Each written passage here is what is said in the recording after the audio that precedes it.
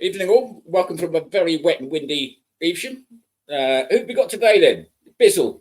Say hello. Yes, Bizzle. Hi, good day. My name is Bizzle, and I'm from Tea and Biscuits. Whoop, whoop, whoop, whoop. With a sticker. Yeah. Thank you very much for having me, John. Absolutely, not a problem. Not a problem. I know it was, well, it wasn't quite short notice, but yeah, we'll see where we go. You've frozen a little bit, but are you still? Yeah, you're still with us. Yeah, we want to speak to you, Bizzle, about your raw striker escapades because you've had more than one though, haven't you? You've had more than one striker. I have. So I'll give you a little bit of a backstory. So I originally bought a blue raw striker with a Toyota 4-age engine. 12 used to do lots of countryside drives. I live in North Kent, so down to the south coast, and meet loads of people.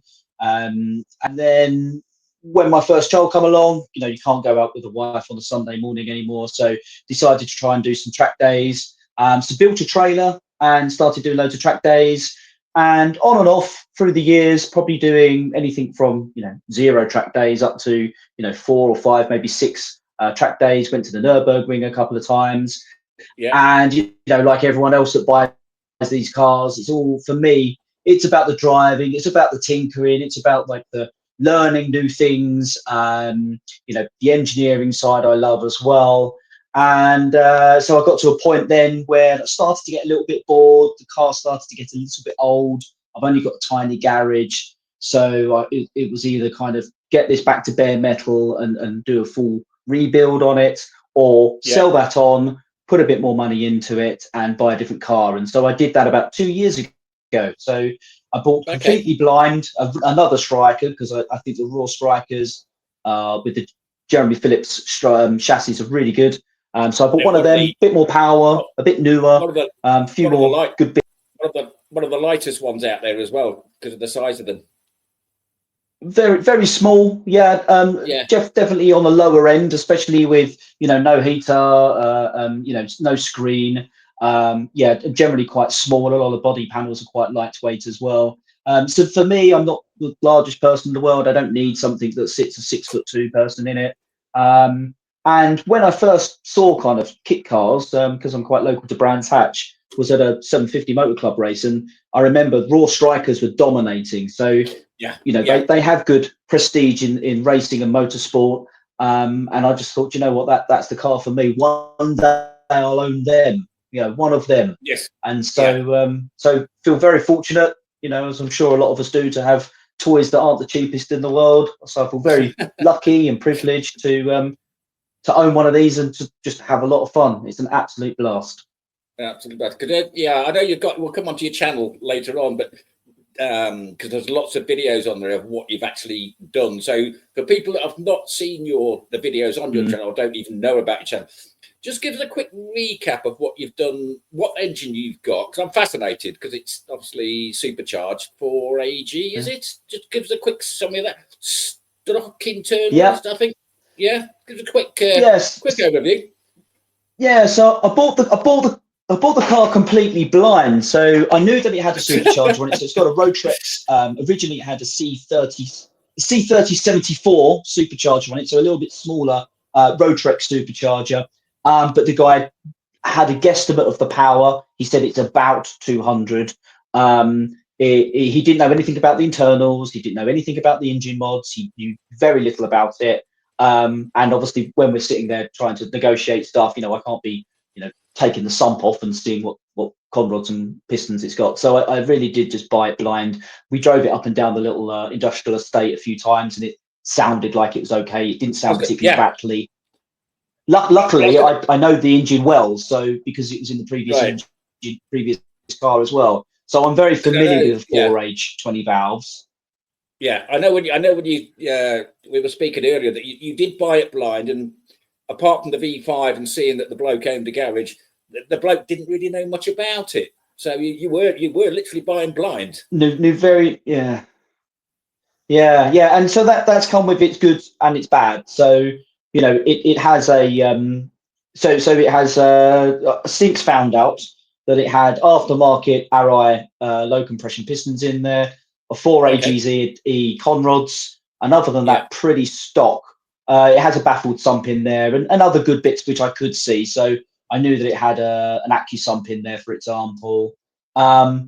But you know, for example, when I was looking at the gearbox, it turns out that it had I think it's the E8 gearbox, BGH E8 gearbox. So it's got like a £2,000 or £3,000 gearbox in there. Close ratio with heavy duty synchro bits, and so then kind of bits. He knew no idea. I'm sure he would have charged me more if it had that had in there was in there, but he didn't, obviously, because he charged me. He did. So that was a nice surprise. But then other little bits and bobs. It had a bit of an overspray on it, which I did see. What I didn't kind of really put one on one together was that it's got overspray because the chassis is not in the best condition. It was stored in a container for quite a long time, and I think it suffered a fair bit. So now I've had it for a couple of years, and the overspray started to flake off. It's got a fair bit of rust. So that's one of my jobs to kind of work on the channel, and as I go forward. So. We'll definitely come onto your channel and speak about that. But you do a lot of, well, you're definitely planning to do a lot of track days. But you were talking about your gearing on it as well, and I think we came to the conclusion about top end speed. Because I won't mention your power figure because you're running a big power figure, which is in one of your videos. I've only got a Yamaha R1 bike engine. It's only got 163 brake at the rear, and I can get up to top speed 120 to 125. I know you've got a lot more power than that, but you're finding the same thing, that 7 maxes out between the same range, 110 to 125. Yeah, I was hitting about 120-ish. I was using a Race Chrono, which is a really good data logger if anyone wants that's free, I satellite. believe. Satellite. It's cheap. I bought it a long time ago. Go through satellites, don't they, as well? So it's all... So it's just an app on your phone. I have an Android phone. That's right. But I would recommend also getting... So I got some really good accurate data. And the reason that I think I managed to get that as well is because I was using a Bluetooth 10 connect to third-party GPS receivers and not your internal. So a phone GPS receiver is only 1 hertz, which is fine when you're walking around Google Maps trying to find the local coffee shop. But that's useless if you're doing 100 mile an hour, into a corner. It doesn't know where you're going and what's happening, and it knows the track. Race Chrono app knows the track, but it still thinks that you're in the gravel. So it's really, the Race Chrono is great. So you just hit go, stick it in your pocket, and it knows where the start finish line is. And so you do your out lap, and when you come past the start finish line, it starts your timing. But it captures your speed, GPS. Obviously position, braking zones, any G-forces, and all sorts of bits and bobs. That's all on your phone, a phone app. Well, I'll have to have a look at that. And if you've got an OBD2, so if you've got a road going car with an OBD2, I might have to upgrade. I might have to upgrade my phone though. I don't know if that's classed as smart, is it, John? I don't know about that smartphone. No, it's not. It'll be on Antiques Roadshow next week, mate.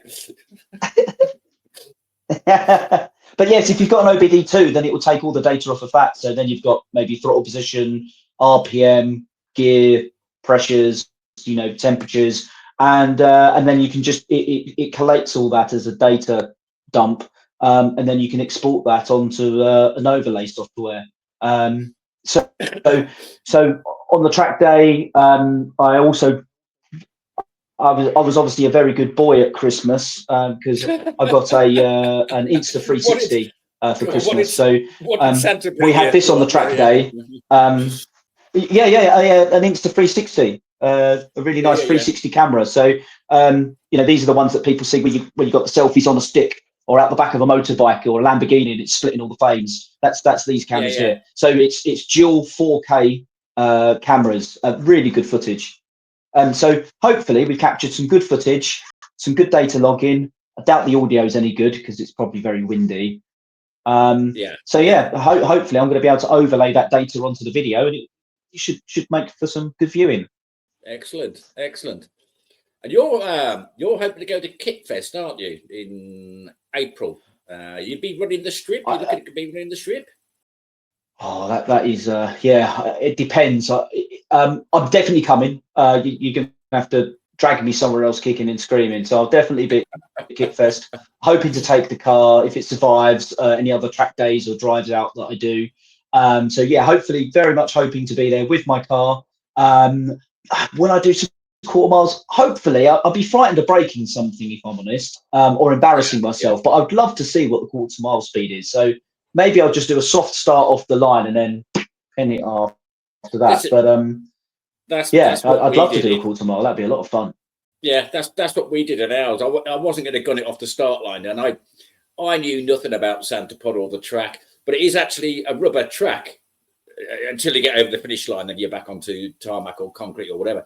And I didn't know, but they sprayed the start of it with glue, so you get the maximum grip and it gets you off the line. And I thought, well, now I'm just gonna, as you say, just a nice steady slow start. And I did embarrass myself, but I was having a great time. I went late in the day on the yeah, go on. I think wait. And so this is with your Beck, right? Your MK. Yes, yeah. And I ended up doing 7 runs. And can you remember what quarter mile you did? 13.9, I think it was, and 102 across the line. Theoretically, I can send you a calculator. It should get into the 12s, but I just couldn't get it off the line because it's so light on the back. It just span up on the start. I mean, the funny thing was on the first run that I did on cold tyres, and I just thought, well, I'll trundle it down, but then boot it. I could smell burning rubber, and I thought there's something not right here. And I could hear these yelps from the back of the tyres, and it basically just, when I look back at the video, it just span for virtually the whole quarter of a mile because it just wasn't getting a grip. But there was I just felt a little shimmy when I was driving, a little shimmy on the back end. It still kept going straight, very minimal input. And my bike speedo, because it's still got the bike clocked in, my bike speedo doesn't work. So I've got a GPS one that can't keep up the acceleration. I think, like you said, with your data logger or whatever, it just cannot keep up the acceleration. So I ended up turning it off. But you're so low down, all you can see is they've got the white concrete barrier walls each side, and you've got no reference points. So it's not like you're passing trees or gates or cars. You've got no reference as to how quick you're doing. And obviously I crossed the finish line, blah, blah, blah. I went back and did 7 runs. I didn't know how well I'd done until I came back in and we went to the ticket office. Could you get a printed time slip out? And that's been, I knew some of them. I knew some of them were really, really bad. Reaction times key, 0 to 60 foot times key. You get all this on this printout. I stalled it twice. All the crowd were like, "Wee!" and I was thinking, I'm not bothered. I'll just start it up and go again. But yeah. I think I lost every single race I think that I was in. But there again, for the first time, I had absolutely brilliant. And the marshals absolutely brilliant at Santa Pod. Yeah. So I'm really looking forward to going to Kitfest. I did go there in 2024 and have a walk around. That was actually the first time that I met Trevor and the Northwest kit car owners group. Because they're a big contingent there. So that was the first time that I saw some of them guys, and met a few other people, which I'd subsequently kind of met in the channel later on as well. It was quite small, if I'm honest, for the first year. Hopefully 2025 is going to be bigger. It'd be really good if we get more kit cars there, because that's what makes the show, really, doesn't it? And having a look at everyone's cars. So we really looking forward to it. Really looking forward.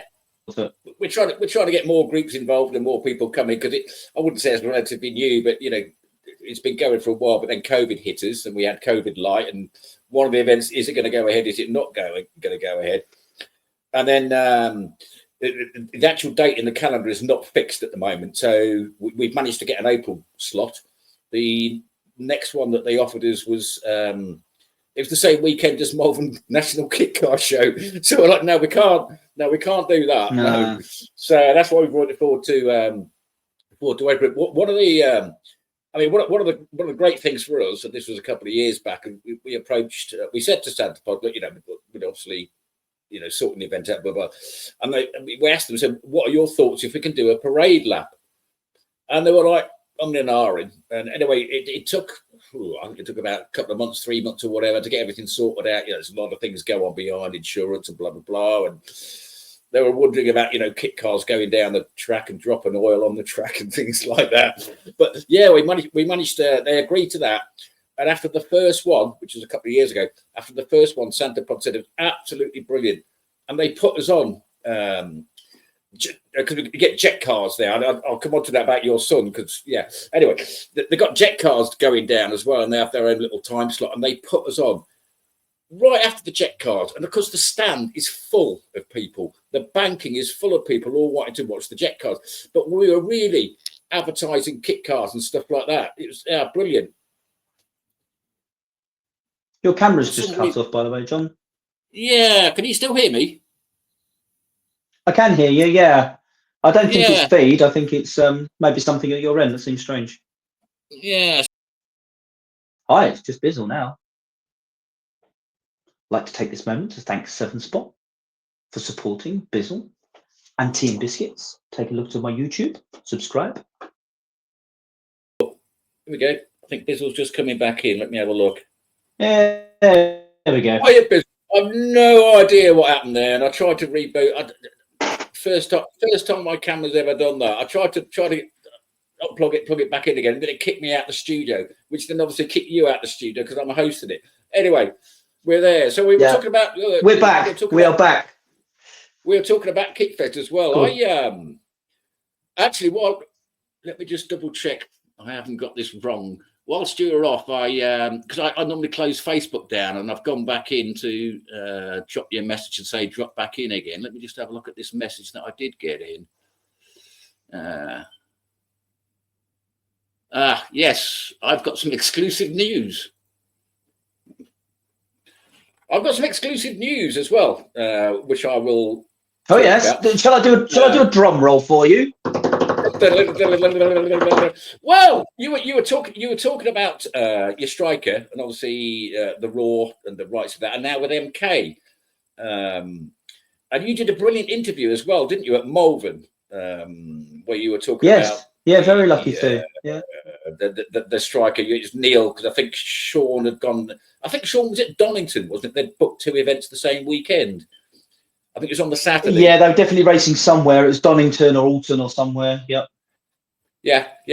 So yeah, that's another. We'll come on to talk about your channel now, actually, because if you want to go and have a look at what is your what was channel the exclusive news? What was the exclusive news, or have you dodged it?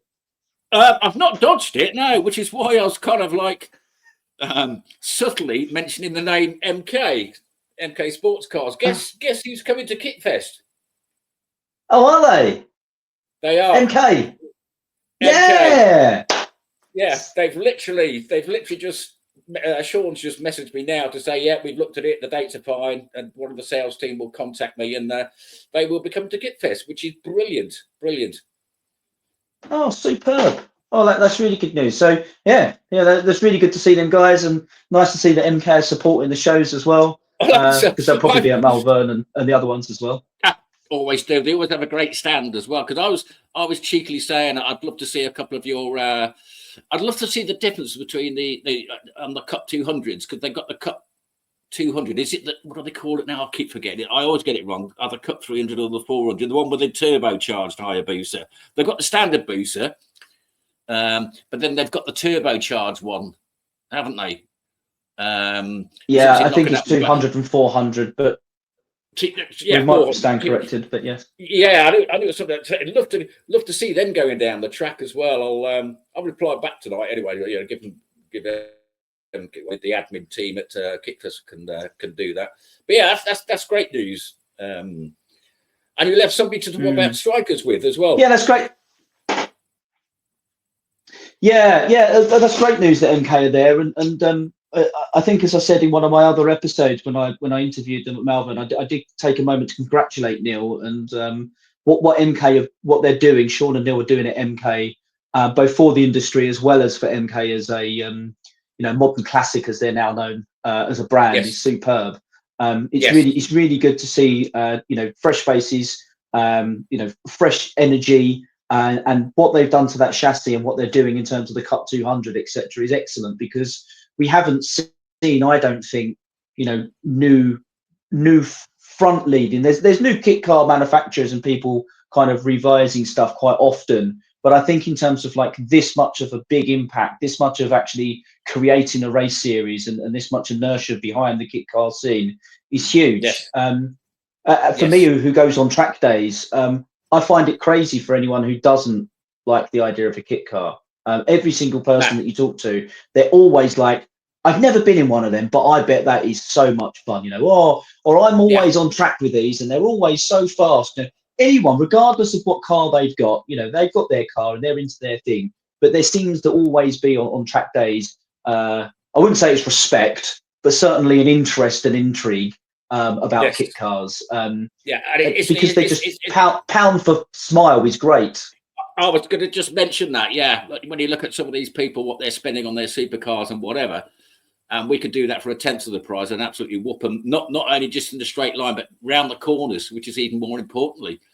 It's absolutely brilliant. So I'm glad that MK, MK will be there. Should be a brilliant weekend. Yeah, great news. That's really good news. So that's another big stand, hopefully, or certainly some more support for Kitfest. And another reason for people to turn up and have a look and see what's going on. Brilliant. And you're going to be possibly doing some filming as well, aren't you? Well, obviously for your channel. We'll talk about your channel now. We've got the MK news out of the way. Sang their praises. I'm biased because I've got an MK. You're biased because you've got a striker. Although that wasn't MK at the time, but you know what I mean. It is now. Let's talk about your channel. Well, coming back to you, I mean, the last one that you put up, I found fascinating. You did warn people there was a lot of technical information in it, which I like, because you were talking about a rolling road. And then, is it Troy? That was at Northampton Motorsports, wasn't it? Was it Northampton Motorsports? And is it Troy there? Yeah, Northampton Motorsports. So Troy's the main governor there. He does all the rolling roads pretty much, as far as I understand. Certainly has worked on my car every time I've been there on the rolling road. An absolute fountain of knowledge. The depths and understanding that Troy has on engines is incredible. And especially around things like the mapping of them, because they're very complex in terms of, ignition timing and fueling and timing and stuff as well. There's so much that goes into it. And he just generally kind of knows his way around and really does a good job. And he's honest. In one of the previous episodes, he just said, I could spend your money. I could spend your money. I could take your money from you. I could spend another couple of hours, but there's problems here and you need to go away and fix them. So he's honest, he's genuine. Problems with your ECU and a bit of wiring, I think. And he was absolutely right to tell you that, because most people, I say most people, as you say, totally honest, I'm going to be wasting my time. I don't want to charge you any money. You go away and fix that and bring it back. Because this last one that you did, that wasn't your first rolling road day. As you said, you can see, if you go and look at your channel, you can see what happened on the first couple. And what you needed to fix, and then you had episodes after. So I think the first one was just a real kind of, I can prep it as best as I can. Let's just take it and see what happens. And I think the outcome of that was it wasn't much. It was like 180 horsepower. I won't give the final figure away, don't worry. But 180 horsepower. You've got to watch the video. But I blew the clutch up. I blew the clutch up, and then the second time was more, substantially more, but I had electrical issues, so it was just inconsistent. So had to go away, and then while I was away, because there was fueling issues as well as electrical issues, so put my hand in my pocket. You took all the inlet rail off as well, and you're redoing those with all the injectors and stuff, which again I found that fascinating. It's nothing I know anything about, but you put it across in such an understandable way. I could see what you were doing, and you're explaining why you were doing it. It's great to watch. Yeah. Thank you. I mean, it's very difficult to kind of gauge. The feedback that I generally get from my YouTube channel is positive. There has been some. I wouldn't say it's negative for feedback. It's just constructive. I think any comment is good. Even if someone says your channel sucks, at least I know it's not for that type of person in At least they've particular. watched it. At least But they've it's watched very it. difficult to juggle. Well, this is true. But it's very difficult to juggle about, do you go hardcore technical into it? Do you keep it kind of light and fluffy and entertaining? And we're trying to find that mix in between. I think, to be honest, I could already do almost 2 channels or 2 different types of episode. There are many situations where I've recorded a whole 20-minute segment about fueling, for example, and injectors, and how the airflow goes in and evaporation and why that matters, and things like that. And then we go, my producer who is not a massive car fan, kind of goes, but it's not entertaining, is it? And so we kind of just go, let's cut that out, and let's keep some momentum within the episode. So it's very difficult to do that. But sometimes, for example, you ask Troy a question about how a rolling road works.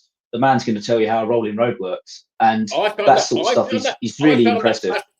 I found that fascinating, and I'd recommend anybody with a kit car, if you've not, go and get it on a rolling road tune, and get it all sorted, get it all jet. Well, if you're on carb, get it jetted properly. If you're on ECU and injection, get all that mapped and properly. Makes a huge difference. And I know your power. You were saying you're down at not even 200. Your rolling road tune made a huge difference. Now you're going to have to watch that video to see what your engine actually got out of it. But on pretty much stock internals, apart from pistons, okay, it is supercharged. It's a very nice number, I think. I'll put it like that. Yeah, it's not going to hang around. No, it's a number now when if I meet someone in the pits, or if I talk to someone about my car and they go, "Oh yeah, I've got a kit car," or "I've got a car as well." I'm not really up for pub chat, but I had a figure in my head. I managed to hit that figure because I know what the engines are capable of, and I'm very happy. It's a very good power to weight ratio. It absolutely flies. Now I've done a track day, so in about 4 weeks or so, we're going to get up an episode for covering my track day that I recently did. So there's lots of good stuff on the channel already, and there's lots of good stuff coming up on the channel as well. Definitely, yeah. So if anybody's watching this or don't know about Tea and Biscuits, go and have a look at the channel. Well worth a visit. There's a lot of car information you can earn. As you say, Tea and Biscuits. There we go. Tea and Biscuits. It's not biscuits. Yeah, Biscuits. Yeah, there's a lot of nice shots of cars. Yeah, nice shots of cars. You did a great walk around at Malvern Kit Car Show, interviews with manufacturers, that kind of thing. But there's also some great technical information, which I know will bore some people. It doesn't me, but you can skip past that. So, right, Bizzle, I'm gonna love you and leave you. Looking forward to seeing you at Kitfest. Looking forward to seeing you run the quarter mile. And what we'll do, we'll put this in the next issue of our sort of online kind of like magazine or whatever that'll be coming out soon with a link to the last video that you did at Northampton Motorsport. Because as I say, it's one that I found fascinating, but it is split into 2 segments where people can skip the middle bit, which is the technical bit talking about rolling road and what they actually do. Brilliant video. Keep up the great. Keep it the great. Thank you very much, Wayne. And we'll catch you soon. Stay on the line. Stay on the line, and I'll end the recording. But I'll tell you why in a minute. All right. Yeah. Thank you. Cheers. Cheers. Be seeing you. Bye. Be seeing you.